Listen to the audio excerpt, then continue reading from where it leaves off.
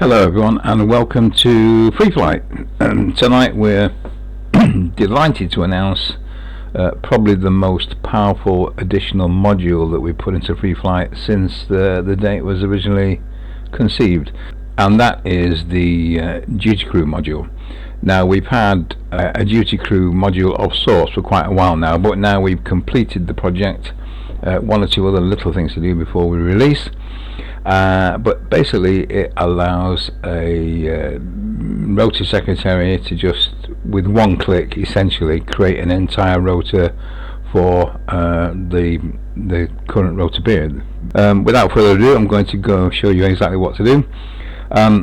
I'll move the calendar over so we can see the rest of the thing that I'm going to build. If we look on the left hand menu here in the Rota section, which is the folder that the Rota secretaries have access to, you'll see there's some sections at the bottom. One is called model the rota pattern, and the other one is to create the duty containers.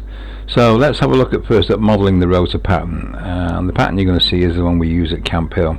So we have volunteer member duties on a Saturday and a Sunday throughout the year, and if we drill down onto a Saturday, we'll see that we are saying that on any given Saturday we need a full instructor, an assistant instructor, a duty clerk who's responsible for logging the flights up and down, a trainee clerk, which are probably the newer members of the club, a launch marshal who's in charge of the whole of the launch point, including the launching of the aircraft, a winch trainer, and because Saturday mornings are the days when we train the future generation of winches, so we have a winch trainer, a winch trainee, we have a clerk, a swap over at 1 o'clock, we have a clerk in the afternoon, a new launch marshal in the afternoon, and a winch driver in the afternoon. We don't have a winch trainer or trainee on in the afternoon. That's just our model, but what this allows you to do is to model your rota pattern for any given day. We've only got Saturday and Sundays. You can have the entire week if you want. Let's have a look at the difference between that and our Sunday shift. So on Sundays we don't train any winch drivers up, so we don't need a winch trainer. We just need two winch drivers, one for the morning and one for the afternoon. We also need a full instructor to authorize flying, an assistant, a clerk, two clerks, one in the morning, one in the afternoon, and two launch marshals, one in the morning, one in the afternoon. That's our pattern. Your pattern may be totally different from that. It doesn't matter. You can model the rota pattern any way that you like. So without further ado, I'm going to just open up the duty team's calendar, and I'm going to go back into the rotas now, and I'm just going to model. I'm not going to do the whole 3 months. I'm going to create the duty containers for the period the 16th to the 30th, which is the rest of the month. So without further ado, I'm just going to click on that. So to April, we need to go from, I can't remember where we stop now, just bear with me a second, 16th to the 30th. Okay, so we'll go from April the 16th and we go to the 30th of April. That's all there is to it. Click that, wait for a few seconds, and once we've done that we need to refresh the calendar, which is the refresh button is up here, and you can see that the dates are now filled in. And if I go into the dates, then I will see that there's my team for the day. Full instructor, we'll just put this, so we've got a full instructor, an assistant instructor all day.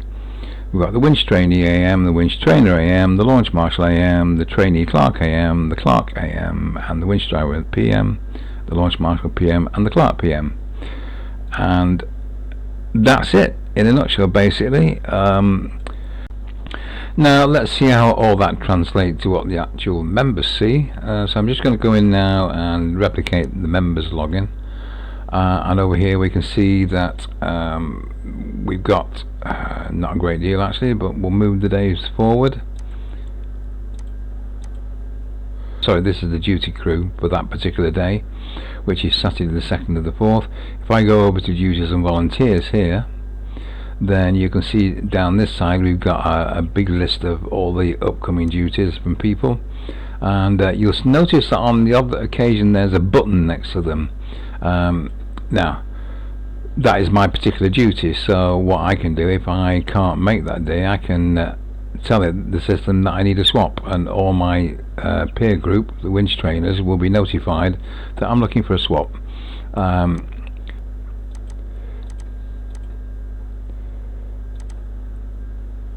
It says I'm about to mark the duty as requiring a swap, so I'll click on yes there. This allows me to send a quick email out to all the members, which I'm not going to do right now because there's no mail server on my testing server at home. So if I refresh the screen that says fellow members who are looking to swap, then you'll see that I'm here now, and other members will come along and see that, and they will make me an offer, which will then appear in my swap list here.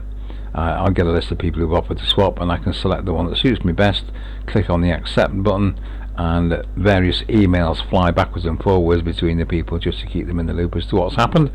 And so that's it, all self-contained. Once the duties have been set up, there should be no need for the Rota Secretary to do anything at all until the next time it's time to set the new rotas up for the new period. Could go in depth behind the scenes of how it selects the members, but I think we'll leave that for another time, as I'm overrunning my normal 5-minute slot now. And I'll probably write some weasel words down so that you can all have a good look at that. Suffice to say, there is an algorithm that stops people being rotated on too quickly, too close together. So we'll call that a wrap for tonight. Any comments, send me an email. Most of you got my email address. If not, ask your office admin staff, because they've got it, or you can find me in your database. And we'll see you in the next video. Good night.